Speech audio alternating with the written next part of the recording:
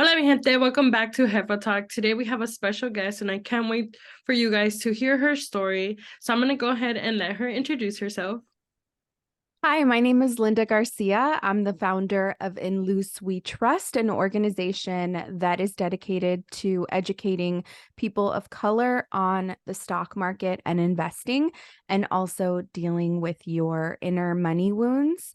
I am also a published author of the book Wealth Warrior: 8 Steps for Communities of Color to Conquer the Stock Market.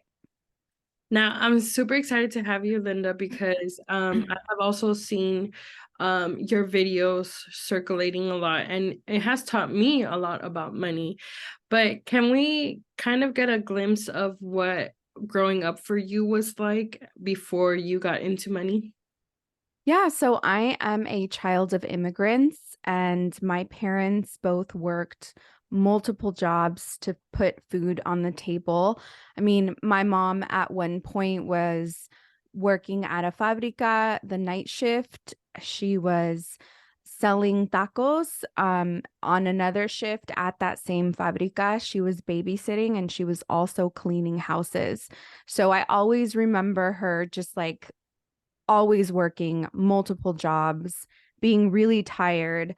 And then my father was also working multiple jobs. So I feel like for the most part, that's pretty relatable in the sense of like our parents working really hard for money and sometimes sacrificing not only their physical body for the type of labor that they would do, but also their mental health. So that was my early upbringing. It really developed my own personal relationship with money in a negative way, in the sense that my perspective of what I could have and couldn't have was really confusing to me, because my mom also cleaning houses exposed me to like a lot of wealth with the houses that she would clean. So I would go and help or get in her way and just like be in awe of these incredible houses in Laguna Beach, California, very wealthy beach town.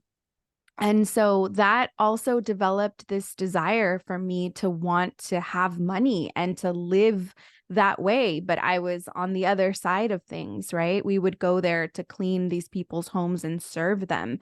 And so it was just a really confusing experience for me to have one desire, but to not see myself reflected in the desire that I had. So tell me a little bit about how you having that desire and being exposed to wealth at such a young age. So what really made you kind of get into like researching and how to become wealthy then? Yeah, so I really started to let the desire take me over, and it was so overwhelming that the beliefs I had of like, oh, that's not for me, that's just white people, or any beliefs, any limited beliefs that I had that structured, that upheld that structure, my desire just grew stronger and stronger and stronger. And so there was this part of me that's like, well, why can't I just learn to see how they did it? And why can't I use their tactics or the system that has made them rich in order to make myself rich? Like, why am I looking at this like I belong over here in this space and not over there in that space where that's really where I want to play? And this was like a repetitive experience that I had in my life. So, like, for example, when I was in middle school, I really wanted to do drama. I wanted to be on stage. I wanted to perform. And when I expressed my interest, my literary teacher at the time, I was going to school in Laguna Beach, hardly any Latinos. I think there were 3, and we were friends. And then those were really the only friends I had. My teacher was like, oh, that's not really for you. I think you would make a really great office assistant. So instead of going for theater for your extracurricular class or whatever, why don't you just do uh, office assistant? And she's like, you'd be really good at it, and hyped me up. And so I was like, okay. And there I am being an office assistant. I would rush to to pick up all of the attendance for 8th period, which also happened to be the same. Well, because extracurricular activities were all on 8th period. So I would sneak in after I collected all the attendance into the theater, and I would watch them practice lines, block, like just do all of these things. And I remember watching them perform. I was in the audience just bawling out of anger, sadness, like just, in the auditorium sitting with my peers, just crying like a baby because I felt like I was robbed of that. Like I really wanted to be up there. And so I think like that experience really helped me to be like, you know what? Fuck that. Like, I'm sorry, but no, that's not going to be my experience. I'm going to go for what I want in life, and I'm not going to allow for anyone outside of me. And I'm sure as hell not going to allow my own mental to stop me from achieving the things that I believe I can achieve, despite the circumstances that I was living in. And then I became a teen mom at 14. I went downhill anyways, for a while in my life. And even with those circumstances, I never, ever allowed for anyone to determine how I would end up in the future, despite being told, like, you're a teen mom, like, that's it for you. You're done. You're probably not even going to graduate high school. Like, they had an entire scenario of how my life was going to end up. And you know what? Having that dialogue, I think, also helped me thrive, because before I watched myself recoil and fall into the narrative that people saw fit for me. And then I had that rebellious streak where my rebellious streak wasn't just in alignment with doing bad things or creating trouble, although it was for a long period of time, but it was also with just like going against what people said I could and couldn't do. And so that just really drove me to crush the narrative, crush the negative thinking, and demonstrate to people what we're really capable of despite our circumstances. I think that's very interesting because I feel like people tend to learn that at a very at an older age. So the fact that you learned that so young to really change that mindset of like, if I want it, I can have it. I think that's amazing, right? Because I feel like even I now as an adult, I'm starting to now realize like, no, if I want something, I can work towards it. So tell me, how did you being a teen mom, like, did that shift your mindset even more towards like, okay, now I really got to make something of myself because now I have a baby now? Yeah, what's really interesting is like people saying that I wasn't going to amount to anything because I have a baby, and not that I am condoning, teen pregnancy or pushing for that experience, because it's rough. And my experience and what I was able to accomplish, I do recognize that that did take a certain will of mine to overcome, and that it's not always easy for other young teen moms. So I definitely want to, make space for that. But I had the experience of becoming a mother. And even though I had that experience at 14, I feel like when I say the experience, what I'm saying is you are creating life that you're responsible for. And you want this life to have a much better experience than the life that you had, and a better upbringing. So I knew right away, oh, I have to fast track it to become something in my life so that I can provide everything that this child needs, like so that this child won't have it worse than me. And so it awakened that in me. And my son was able to do that for me as well. When I was 36 and I had my son, that was the mother experience for me, in that my son propelled me to another level in my life. And so I had that still at 14. And so, yes, absolutely. She 1000% pushed me into really achieving something that no one else expected, which included, small things like becoming senior class vice president, captain of the junior varsity cheerleaders, president of the drill team.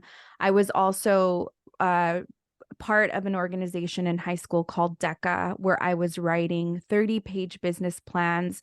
I was traveling across the country, competing, pitching my business plan as a teen. And so I was already articulating really big thoughts and composing experiences for myself. So, and all of that because I was determined to become something out of high school and then college. Tell me how, because you are Latina, and of course, with our culture, we tend, especially with immigrant parents. Can you take me back a little bit, and how did your parents react to you wanting more? Because I know some parents tend to feel like, well, why do you want more? Look at what we have. I give you a roof over your head or whatever. Did your parents ever take it wrong that you wanted more out of life? Yes. Well, yes. So it's kind of a strange experience. My mother definitely wanted me to go to college and get a really great paying job. Like that was always her thing. My father, he stopped communicating with me for the majority of my life after I got pregnant. There was a small window when we tried to reconcile our relationship, and we talked for approximately a year. This was right when I finished high school and I was about to go to college. For 1 year, we had a relationship. And at the time, I landed a job where I was making $17 an hour, and this was back in 1999. And my dad was so impressed with having a $17 an hour job just with a high school diploma that he was like, why do you want to go to college? Like, you have such a great job. Like, you're going to quit this job. He could not conceive why I would quit this job to continue education and not have work like that anymore. And so it makes me wonder now, as you're asking that question, is I wonder how much he was making at the time. I wonder if I was making more than him at the time or close to him, because it was truly something he could not conceive. And so he did try to talk me out of going to college. And I explained to him that I wanted way more money than $17 an hour. And so that was that experience with him. I don't have a relationship with him. We talked for that year and that was it. But there's something inside me that tells me that if he were to find out, and maybe he knows from his siblings about my book and all of those things, but I feel like deep down inside, I think he would be really proud. And I feel like he would encourage me. I feel like he would tell me that there's no limit. I think he would look at my experience and say, wow, you can really keep going. That's what my gut tells me that he would tell me.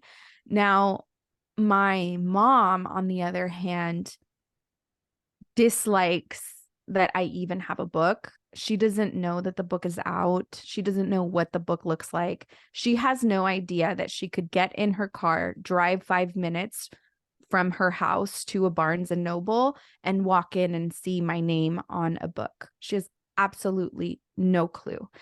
And part of that is because I have not included her in the process. She has always been very negative surrounding any of my goals. Anytime I accomplish something really big, she has always given me side eye. She's unimpressed. And all I'm trying to do is get her to be proud, essentially, like get her to be impressed with what I've been able to accomplish despite having been a teen mom. She really just like me humilló. She really just looked down on me because of my situation. You made a mistake if you wouldn't have screwed up. Like that was always the narrative. You could have been this, you could have done that. And no matter what I did afterwards, I never impressed her. And so I made a conscious decision, which was not easy, to not include her in the process, you know? So like I had a really big book signing in Los Angeles, California, where hundreds of people showed up. We had mariachi for the first time in Barnes and Noble. And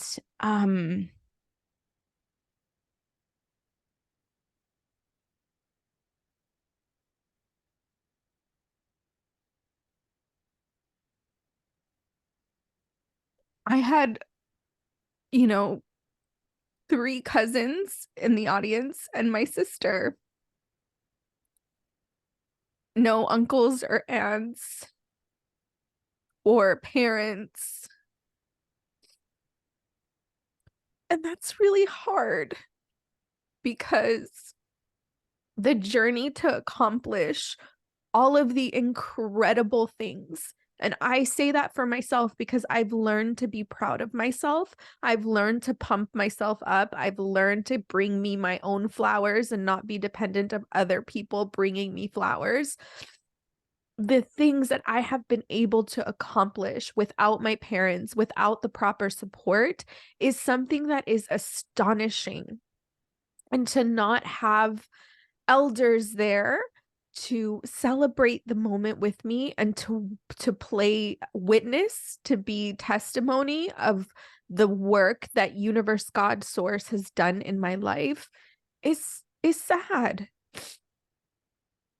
I feel it, because I feel like that's pretty much a very wide um narrative for most of us, especially coming from immigrant parents. I know I'm the first in my family to own a business, and it was always the narrative of like, pero es que tienes niños, like you're never home, you're always working, you need to kind of dim your light pretty much. For them it was like, don't dream too big, like you're doing enough right now, why do you want more? And so the reason why I asked that question is because I know in your book you talk about the mentality that we have about being scared to invest and being scared to grow, and how we see money as a like, oh, I have to hold on to it kind of thing, right? And I feel like because our parents had to kind of save their money to pay bills and things like that, so I wondered what that was like for you, and what that experience was, and how they kind of see you now that you're very successful, and of course you still have so much room to grow, right? So thank you so much for being very vulnerable, and I can just imagine how that feels to be able to say like you were able to write a book and you're able to go around different cities and reach so many people and teach them how to, become wealthy and really take care of their money in a good way, and how that must feel not being able to share that with them. So I thank you for sharing that, because I'm sure there's more people that also are going through that experience. Um, Let me ask you, now that you have the book out, and of course with all of the experiences that you have, I know that you talk about being scarce, and that scarce mentality. How did you really pinpoint that mentality and what it's like and what it is?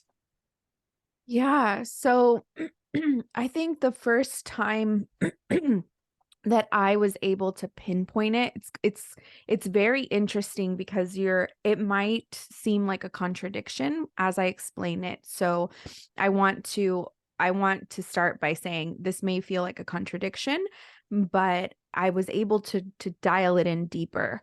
So I was young and living paycheck to paycheck, and it didn't matter how much I was making.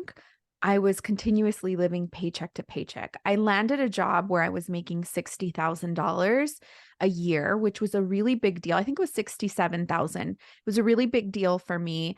And my experience through life with money, making 67,000 a year, was no different than when I was making $17 an hour, or when I was waiting tables and, working for tips.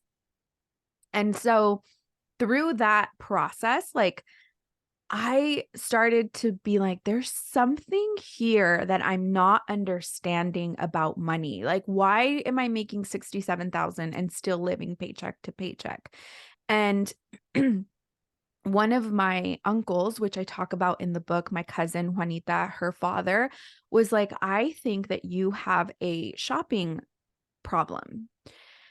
And I think that you're trying to fill a void by shopping. And I think it's an addiction, and people have different addictions. And I think this one is yours. And I feel like I'm very good at receiving direct feedback, most especially when it's true, because when it's true, it hits you and you can't deny it. So it hit me and I was like, oh my gosh, I think you're right. I was getting called out on something. We all have shadows. We all have experiences that we're navigating that are not benefiting us and are negative for us. And it's hard for us to see how bad it's affecting us, not just in the decision that we're making at the time, but how it starts to affect other areas of our life. And when he called that out, it was like a mirror and I couldn't deny it. So I became more cognizant. I started to watch myself, like I started to understand, oh, wow, yeah, every Friday I get paid. I'll go to Ross, I'll go to Marshall's, and I'll buy a bunch of junk that I don't even really like. I just want to have it displayed in my closet as like I have all of these things because I didn't have things like that when I was little, because I only had two infamous outfits during preschool and kindergarten, and I was always being bullied because I didn't have clothes. So I was trying to remedy that. Like now I have all these things. However, they're all very cheap things that I don't really love, and I'm just stockpiling.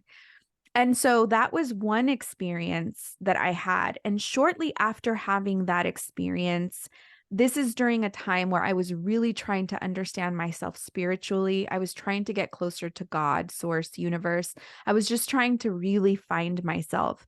And I had a mentor that said to me, things don't mean anything. Material does not mean anything. All of those shoes that you have, all of the clothes that you have, those things don't mean anything. They're going to be insignificant when you die. And when you transition, you're not taking those things with you. So they don't even matter. You're looking for the meaning of life, but at the same time, you're making these things around you a meaning, and it's not. And so those two like mirrors that were held to me, literally, I remember falling to the ground in front of my mentor and crying like I was 5 years old and you just took my doll away. I cried like that because I got it. It clicked to me. It clicked. And I started to understand that my collection of things and me wanting to grasp onto something that is material outside of me is scarcity. And that me spending money and trying to accumulate all these things is scarcity. And I think that may come off confusing to people because they think, oh, if you're in an abundance mindset, you can accumulate all of these things, and then you're abundant.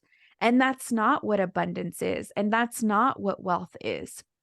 It looks completely different from my personal perspective.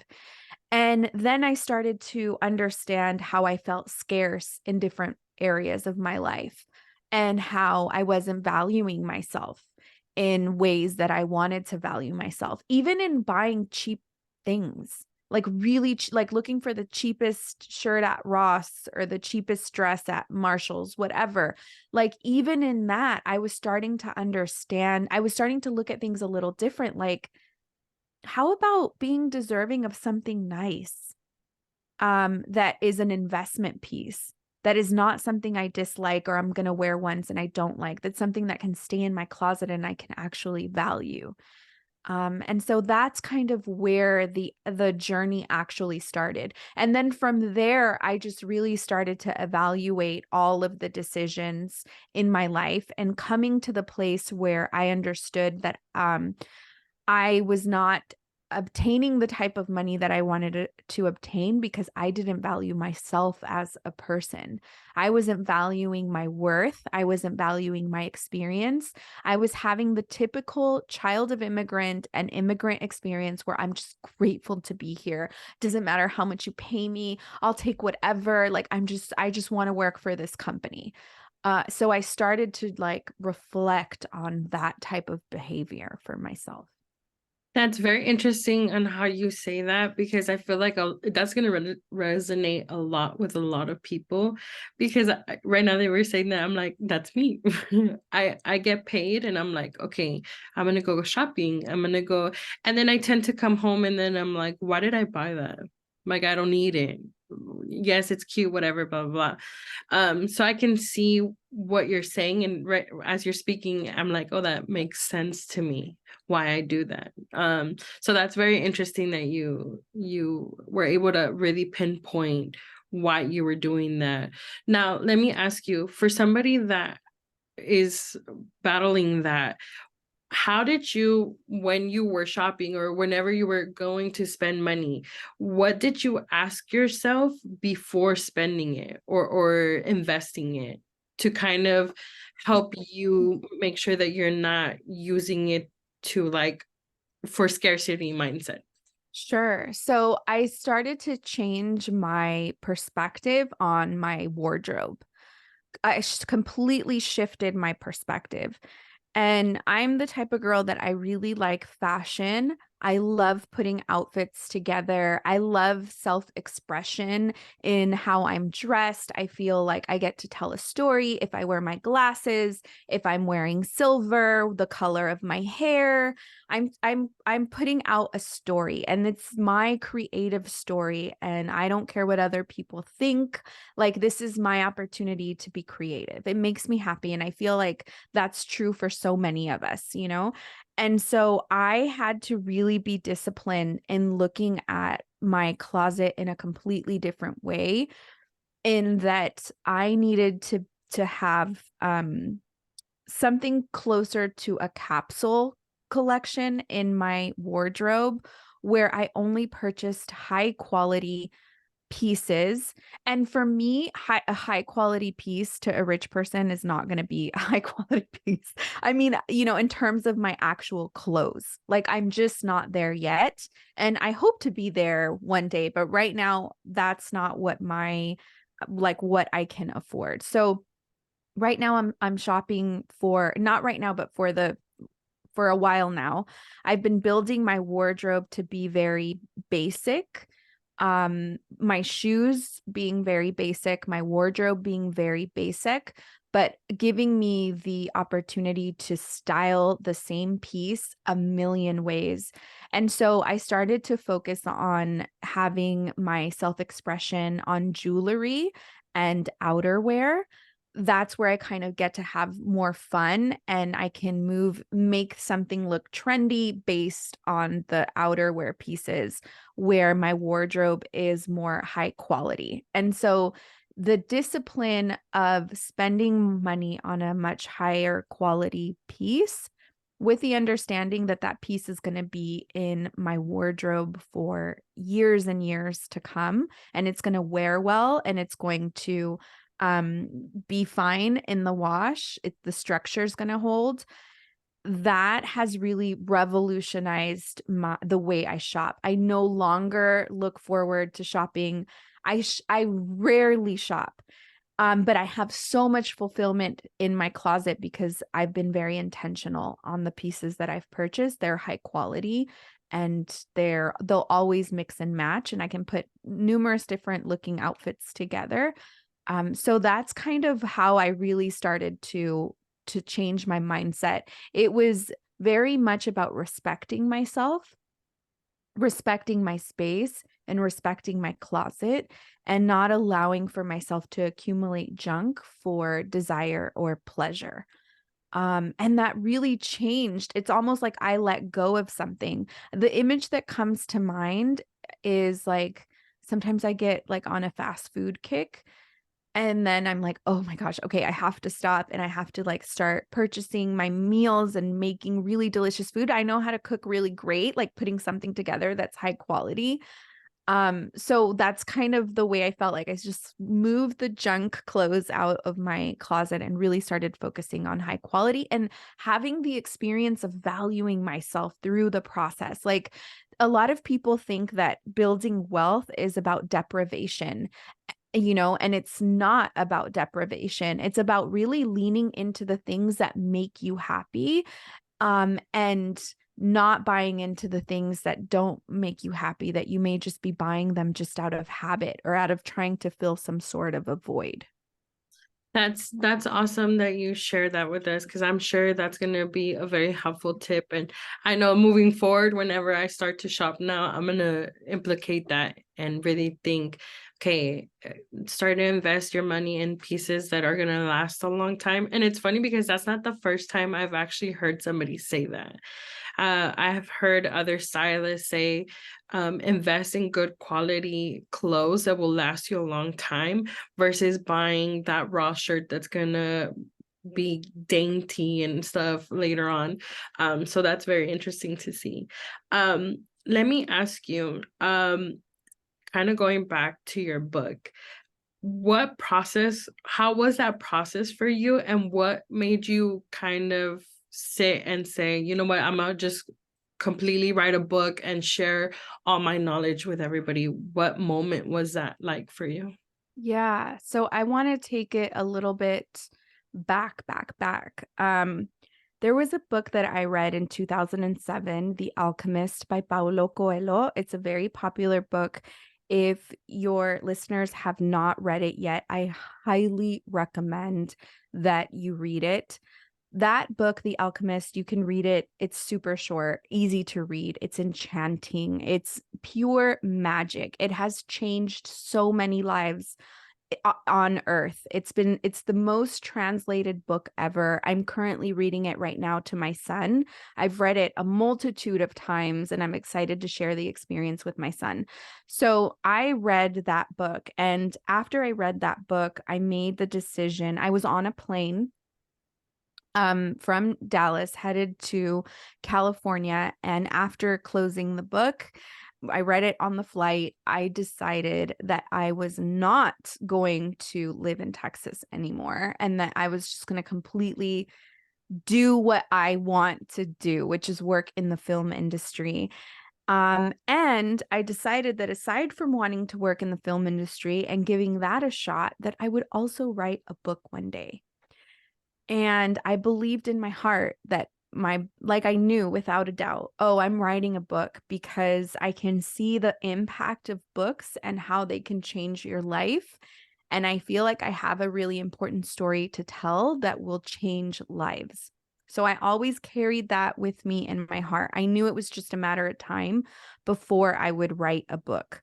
So then, I decided that it was really important for me to educate folks of color, specifically Latinas, on the stock market after having 8 years experience in the market, and there not being really any resources that were that you can understand or process or relatable.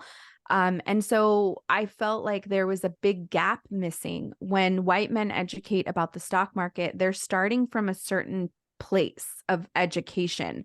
And so they teach from that level. And for most of us, we're not on that level. And so it's like you have to Google every other word in a sentence, and it's hard to process. And so I was like, I'm going to write that book that's like from our perspective that will get you to another level. So I started to create a body of work called Wealth Rules Everything Around Me. It was, sometimes you hear about writers saying like it was pouring out of me, like I was just working on it, like it was like coming out of me. That's how that course was for me. I was dedicated. I thought that it was going to be a free 1 hour workshop that I was going to do in my Patreon community. it ended up, I just kept working and working. I'm like, no, this needs to be longer. It needs to be more. It needs to be more. And when I was done with it, I realized that I had created hours worth of content, and that I couldn't give it for free, that I needed to charge, that people needed to be able to make the investment into the course. And people did try to attack me on that. Like, how dare you charge for this course on this knowledge that should be a resource? And I was like, look, if you can't invest in my course, you for sure as hell ain't going to be able to invest in the stock market. So don't even worry about it. This ain't for you. That's okay. I'm not trying to convince you otherwise. And so I really started to, all of the experience I had hone in on my value. I'm like, no, this is my 8 years of experience. I have poured everything in it, and I deserve compensation. I deserve to be paid just like any other Latina deserves compensation on their work. We can't say we want to close the wage gap. We can't say we want Latinas to make money. We can't say that and then say, how dare you charge? How dare you want money? Like, we got to get it together, y'all. Like, we really got to get it together. So I create this body of work, and it starts to really take off. The first time it sold, I woke up and realized it was something like $24,000. And I was like, oh my gosh, like, I think I just created a business. I think that I'm going to sell this course over and over and over again. And at, certain points of me teaching this course, at some points I was making $170,000 a month. So there was a lot of exponential growth that was taking place during that time. And I had a publisher and an agent, one of the biggest agents in the United States that represents Latinos, Latines in this community. And they hit me up and they were like, we think you have a book. When that happened, Jasmine, I was terrified. I was like, yes, I do have a book. I know I have a book. But when they were like, no, we want the book to be about the stock market. Basically, they're like, we want your course in book form. I was very protective of my course, but also I was very scared in the sense that I was like, I don't even know if I'm allowed to publish a book. This is one of the top 5 publishing companies in the world wanting to sign me as a published author. And I'm like, questioning, am I allowed to do this? Like, is this something that is allowed? Will I get arrested? Will I be fined? Will there be like white men? Like, what I envisioned is like, the Matrix, when there's the agents, like I imagine like agents coming into my home and trying to like take me away. Like that's what I imagine. That's how much fear I had. And I was like, and who am I to publish a book? Like, I don't have the education in finance. I have the experience, yes, but I was asking myself all these questions that I know I'm for sure white men, all the white men that have written all the books on finance, I'm for sure none of them were asking themselves these questions, And I contemplated, and I even went back and forth with my agent, and I tried to push back, and I thought like, maybe I should just publish this on my own one day, I went back and forth and trying to like almost sabotage myself from even creating, like turning this into a book. So the book is taken directly from all of the hours I poured into the course, like teaching the course live to hundreds, thousands of students. In the process of me teaching the course, they ask questions and I'm like, oh, okay, like that question needs to be part of the course curriculum now. And I was just like working at it. It was something I poured my heart into. I never, ever, ever in a million years, I would have never imagined that this would have been a book. I just know that I put my heart, soul, into it with the intention of genuinely educating folks on money mindset, money scarcity, and investing in the stock market. And because I poured my pure self without seeking glory, without seeking anything, I think that's why it came. And I think that's why the book came so easily. I think that's why, like, people are like, oh, I want to write a book. I want to publish a book. And I understand feeling that, because let's go back to Paulo Coelho. That was me back then. And it's like, okay, that's great. What have you written so far? What have you created?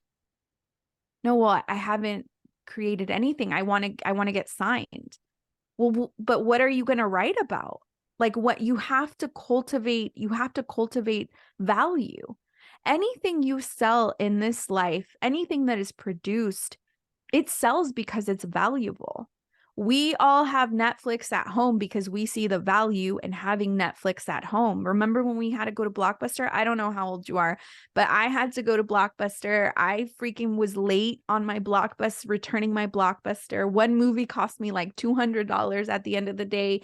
Like, what Netflix brought us was instant gratification and so much value. It changed the way we watched shows. We were able to binge them. They were the originators of binging content.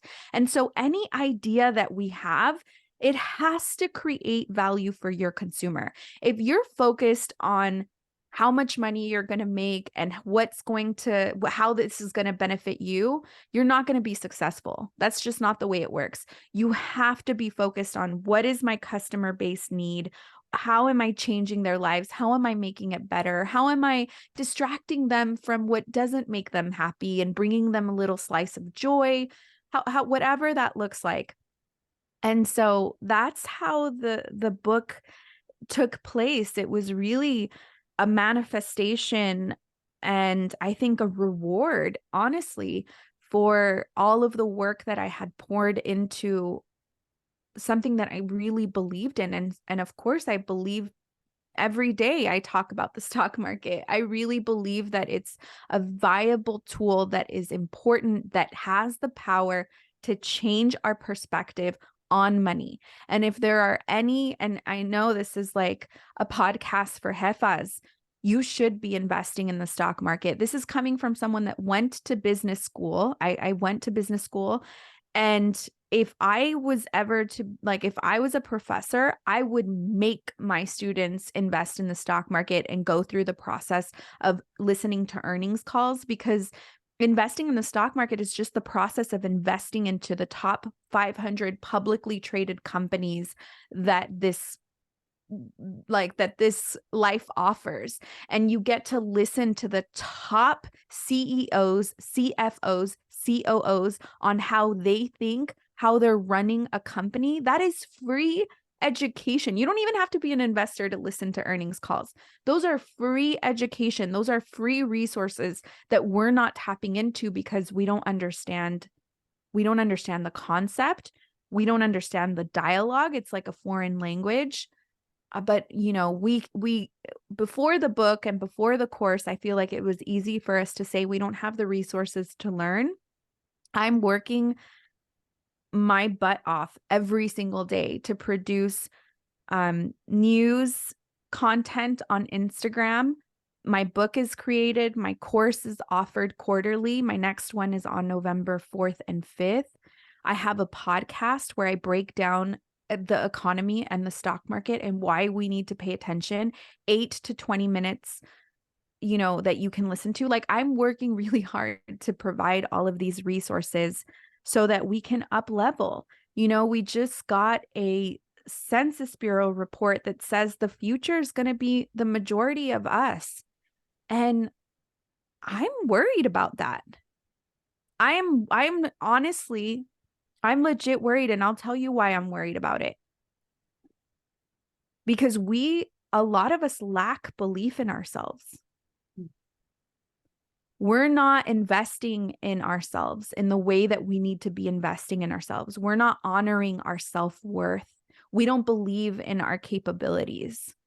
And it is worrisome to me that I'm going to have children and and who's running the country at the time, and what are the types of decisions that we're making.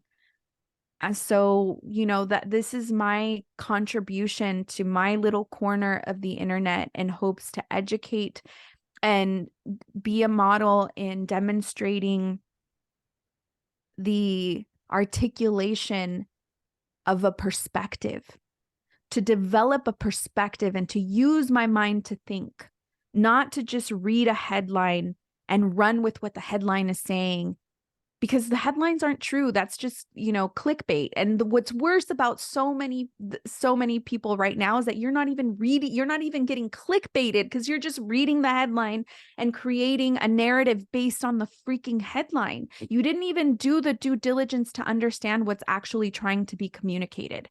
And so I truly hope that I can serve as a model for my peers on, you can do this. We're not stupid. We're intelligent, resourceful people. We've learned that from our parents. Very intelligent, very resourceful. Imagine what we can do if we applied those resources to actually use our mind to invent products that created value, to work in science and technology and math. And yeah, I could go on and on, Jasmine. I'm sorry. No, I love hearing you talk, because to anybody that's listening to the podcast, I'm sure that they're just in awe, just like I am, and how everything you're saying is clicking, because I think it is very important, and I think it's very powerful and impactful that you have been able to put all your hard work, all your experiences, literally todo tu alma in something to not just benefit you, but to help benefit others, to uplift our communities, and to be like, look, I have a little piece of this and I know how I got here, and let me share it with you so that you can be on the same level as me, or if not more, So I think that's very, very beautiful. So no, even though you feel like you're rambling, trust me, I'm sitting here and I'm just listening to you and taking everything in, because I myself am a person that I love learning. I love to hear conversations, and I do have sometimes that mindset kick in where I'm in places where I'm sitting in corporate rooms. I'm sitting with business owners that are like higher up than me, and there's times in those spaces where I feel like, should I even be in here? Like, I don't feel educated. I don't feel this and that. Like, why do I get the chance of being here? And so it's awesome to see that you're breaking that mentality down to be like, no, we should be here. Like, we can be here. Our experiences have led us here. And there's so much more that we need to learn so that we can help our future generations. And so I love hearing you, honestly. So it's super awesome. So I'm sorry to interrupt you really quick before you go on to your next question. I just wanted to highlight something that I think is really important and we don't talk about enough. So that feeling that you get when you're in a space where maybe you're the only person of color, or there's just a few select people of color in the space, and maybe there's conversations that make you feel intimidated. You are in that room. I don't need to tell you this, right? You're in that room because you're supposed to be in the room. We're never having an in-person experience that we're not supposed to be having. Every experience that we're experiencing is for a reason. Sometimes experiences can be extremely dark. You're talking to a person that has lived all kinds of abuse, didn't live with her parents from 12 years old. So I feel comfortable in saying this for myself. There's so many lessons we can take from the experience. The important part of having these experiences when you feel intimidated is what you do with the experience afterwards. And how much do you respect yourself to change the narrative that you have in your head while you're experiencing that experience? In other words, if you're feeling insecure, okay, I'm having a human moment right now where I feel insecure. What is it about the experience that I fear? What is it about the experience that I feel not deserving? Is there something I don't understand? And when I leave, how can I carve out some time to understand? What is it that I need to learn? What gaps do I not, am I missing in my education? Google's a smart ass bitch. Like Google will give you the answers, all kinds of perspectives, all the things. And so it's not just about getting comfortable and being uncomfortable in these spaces. It's about leaving the space and making yourself better. How can I improve? And when you come back, like there's a little bit more confidence. I've navigated this before, but what else can I learn? How else can, like, what was the conversation at the table? What did that person bring to me that I didn't understand? Because if it's being brought to you, it's being brought to you for a reason. If you're having a conversation, it's not just a coincidence. Something is happening. And so it's important for us to pay attention and then work on ourselves and then come back and we're like, and then one day we will be contributing to a conversation where there will be a reflection of us. There will be a little Linda and there will be a little Jasmine that is mirroring how we were when we were younger, and we'll be able to model for her what we can become. And we can also mentor her to help her through the next steps and how you can continue to grow, make her feel comfortable in the space and knowing I know exactly what you're feeling. Let me speak to you and ask you your interests and learn about you. So I just wanted to make sure that I said that. Sorry to interrupt your No, thank you. I definitely appreciate that, because I know that that's also something valuable that somebody else can take, because I'm sure I'm not the only one that feels like that sometimes. So let me ask you this: with what you have said about being a mentor and stuff, who was that person in your life? Who is the one that kind of inspired you and gave you that confidence to show up as, somebody so strong-minded? Yeah, I have been really fortunate in seeing mentors where there wasn't any mentors. What I mean by that is if one day I had my uncle telling me, you have an addiction to shoes, me not getting offended or that's not true, or, I allowed for anyone at any point in time to mentor me. And I was very conscious of this as I was growing up. I had this affinity for older people. And I have to say that along with that affinity, I also had a level of respect that I think right now with social media, I feel like we're lacking, respect. And I think that there's magic that can be lost in that.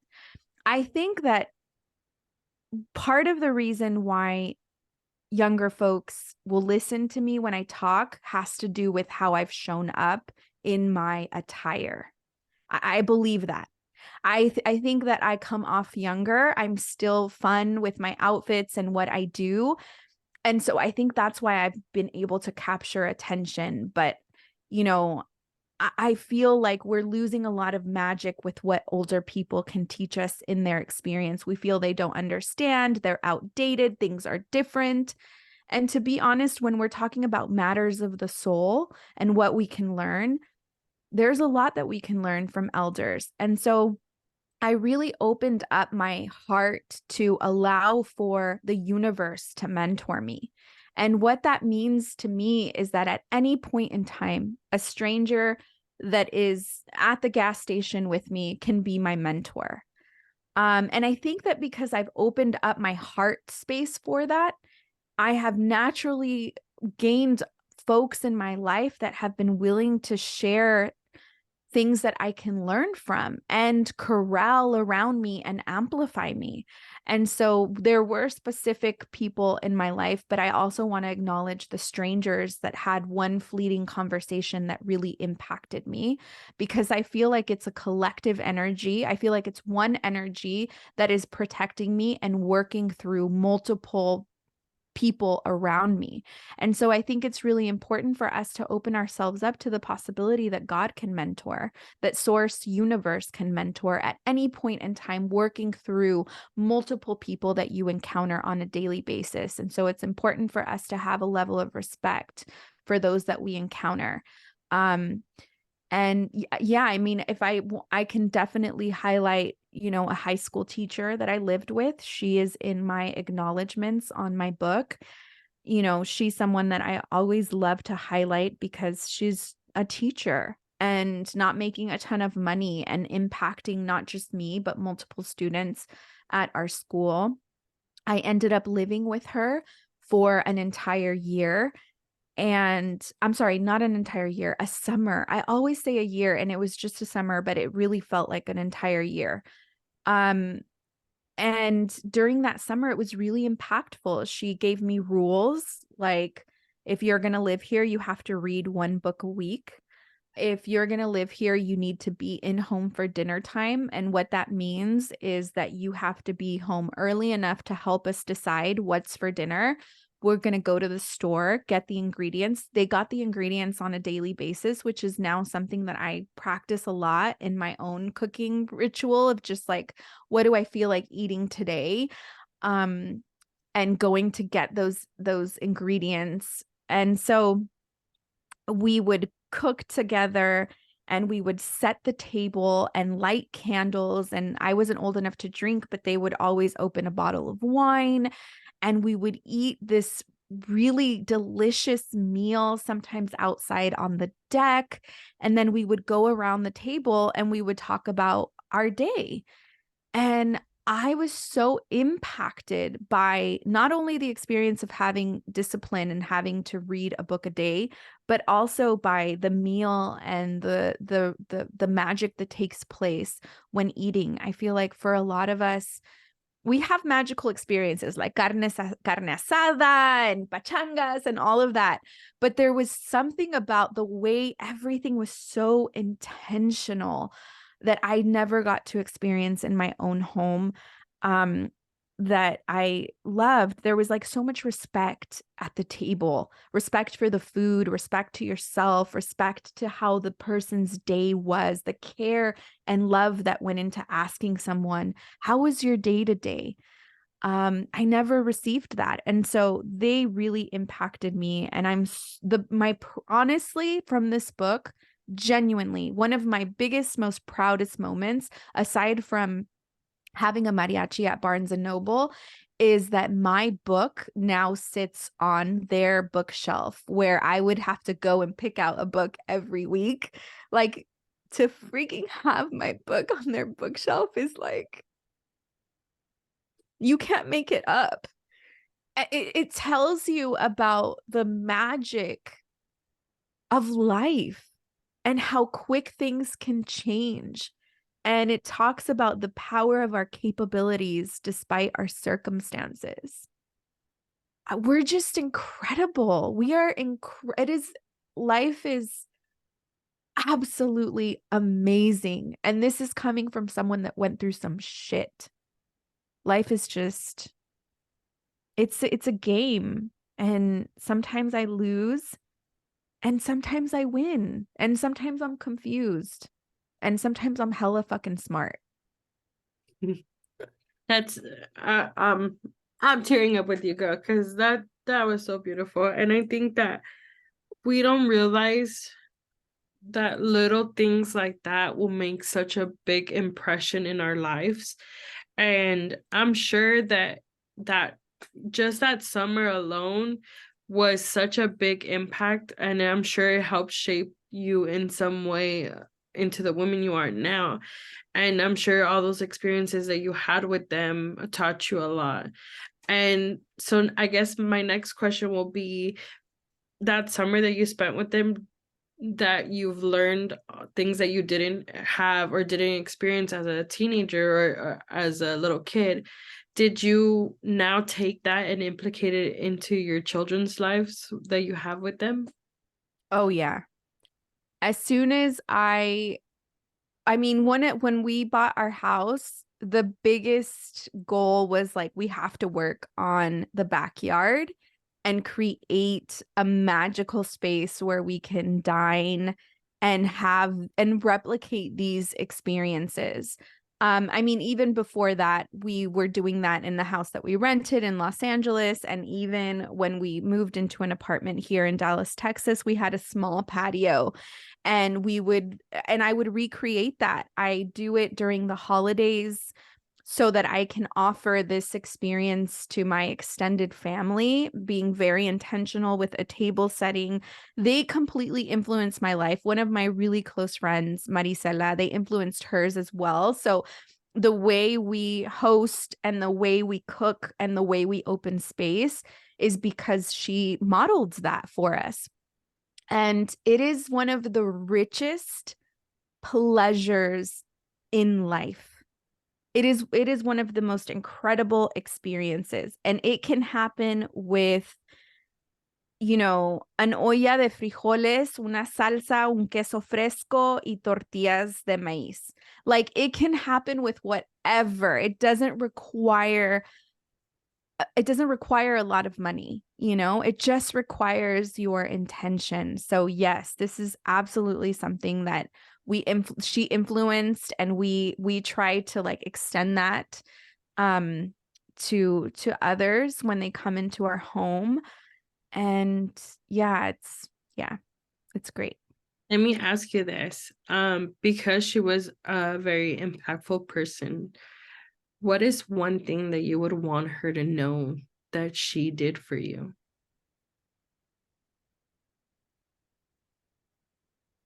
Well, I was really fortunate in that I am really fortunate in that I still have access to her and her husband. They call me first daughter.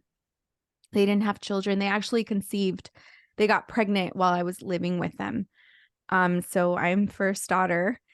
They had a boy, so luckily there was no contention there.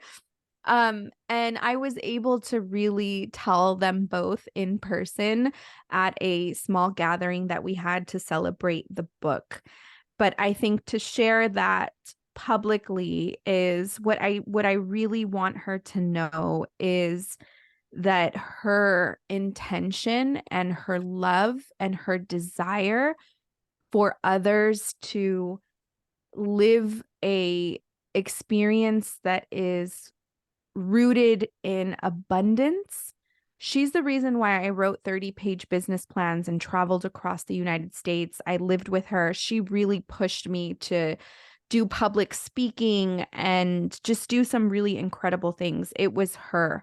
So she really lifted my limitations in my own personal capabilities. So I think what I want her to know is that anytime that I'm talking about our personal internal power, it's something that she was the first person to ever model for me, but also push me to experience it for myself, which I think is the greatest gift that you can give to anybody, is help them understand their personal power, and that it's not limited to those that you see with power. It's actually accessible to every single one of us, no matter where we come from, who we are, what color skin we are. It does not matter.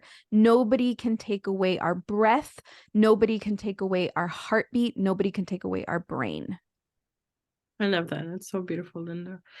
I want to ask you, what is one of the mantras or quotes that you have come across in your life that you still find inspiration in that you can share with others? Sure. So my favorite quote, I actually have it written. It is, I just chalk it down to unlimited supply, but I'm going to read you a part of it, what I can see from here. So it is, money is not my supply. No person, place, or condition is my supply. My awareness, understanding, and knowledge of the all-providing activity of the divine mind within me is my supply. So for me, I chalk that up to I am an unlimited supply. Like, I have the ability to come up with anything and everything, and I have what it takes to execute those things. As long as I know that I have the ability to execute those things. If I don't know that, then I am not unlimited supply. And so it's always really important for me to share and talk about being an unlimited supply and being a divine mind and being able to conceive ideas and create those ideas, turn them into things that we can share with others. That is obviously not exclusive to me. It's something I believe that we all have access to. I love that. So I hope that whoever's listening can save that quote and read it over and over again when they need inspiration.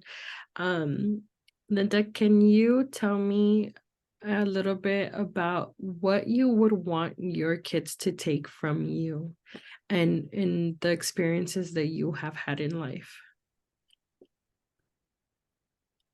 I hope that, and I say this like later on in life, since becoming more conscious, because obviously I had my daughter when I was 14. She's 29 years old.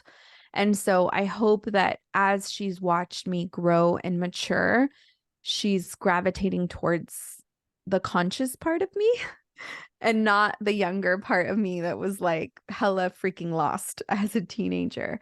For my son, who chose to come into this world at a time where I was much more conscious, he's had the better side of me, but I hope that they both can truly feel the space to be their whole selves. That I will refrain from trying to control who I think they should become. That I hope they're able to say, my mom never tried to steal the things that were making me happy. My mom never tried to pop my bubble. My mom never tried to force me to go in a certain direction. That's what I hope that they can take with them. Now, doing that as a mom is not easy. And I try to practice it. And sometimes I see my daughter making certain decisions, and inside I'm like, no, no, don't do that. But I'm like, you know what? She has to make that decision on her own. And there's sometimes when after it doesn't work out, I'm like, I knew it, but I didn't want to tell you anything because I don't want to dissuade you, you know? So I hope that they can be who they are at their core and not worry about judgment from me or trying to sway them to meet my expectations. I love that because I feel like as a mother, I try to do the same because I feel like all my life, my mother definitely was like, "Oh, don't do this because it's not gonna work out," or so. And I feel like I held myself back because I wanted to honor and respect her, and so I feel like in those experiences that I could have had, it probably would have taught me a lesson. So I definitely feel that now with my boys, I definitely do try to be like, like I'm gonna just let them figure it out, even though it's hard. It is hard to kind of let them fall or like, feel that heartbreak or whatever the case may be. But as a mother, I'm like, okay, now I'm there when they are like, mom, this didn't work out, or mom, this went like this. And I'm like, I knew it was going to happen, but I wanted you to learn a lesson. I wanted you to understand why that happened. So I think that's very beautiful that you also want to teach them that. Um, Now, I know that everybody was probably wondering if we were going to talk about the stock market and stuff, but I just really wanted to get to know you more because, you do have your book, so I do highly recommend that everybody goes and purchases it. I have my copy, my signed copy, and it has honestly, I have not finished it, but it is such a good book and it's so well written that it's like, even I understand it where I'm like, that makes sense. And I love how you are able to explain things to where it's like I can even teach it to Elias, and Elias is only 10. So I love that you were able to write that book and make it to where we all understand it and we can all share it and continue to spread the wealth, really. So Linda, can you tell everybody where they can connect with you, where they can buy your book, and then where they can get even resources that you have out there? Absolutely. Thank you so much for asking. So you can purchase the book at your local Barnes and Noble. If you have a local bookstore, some local bookstores have it, especially bookstores that cater to people of color. If you wanted to support your local bookstore, you can order it through them. You can also get it on Amazon.com. You can get it on Audible as well. The audio is me narrating the book. And then you can find more information that I put out on my Instagram account at Luz, Luz, Warrior. And you can also find stock information at In Luz We Trust. So those are my Instagram and my TikTok handles. Yeah, and then I do have a stock market beginners crash course that is coming out, that is going to be released live virtually. So we can have dialogue, you can ask questions, there's appropriate times for that. It goes deeper than the book. So the book is a really great companion. Sometimes folks need more accountability and want to go deeper. So I go a lot deeper in the live course. That is taking place November 4th and 5th on a Saturday and Sunday, 5 hours each day. It's a crash course. We go into it, and then you're going to come out on the other side like, yo, that was worth it. So that's where you can find me. Those are all my things. Well, thank you again so much, Linda, for taking the time to share, a little piece of yourself and be able to help us understand how your experiences led you to where you are now. And again, thank you so much for, putting this beautiful book out there so that, people of color can have a little more knowledge of how to reach their goals and wealth. So Absolutely. Thank you. Thank you. I also really quickly wanted to mention, I forgot. I also have a podcast. It just recently launched, so I always forget to mention it. But if, this podcast is for Jefas, I talk about the economy, I talk about business, I talk about the stock market, really digestible, 8 to 20 minutes. Check it out. I just launched it, so start from the beginning. I think there's like 8 episodes maybe. So yes, wanted to just put that out there. yeah, so I'll have all the links down below so that you guys can connect with Linda so much easier. And again, thank you guys for tuning in and listening.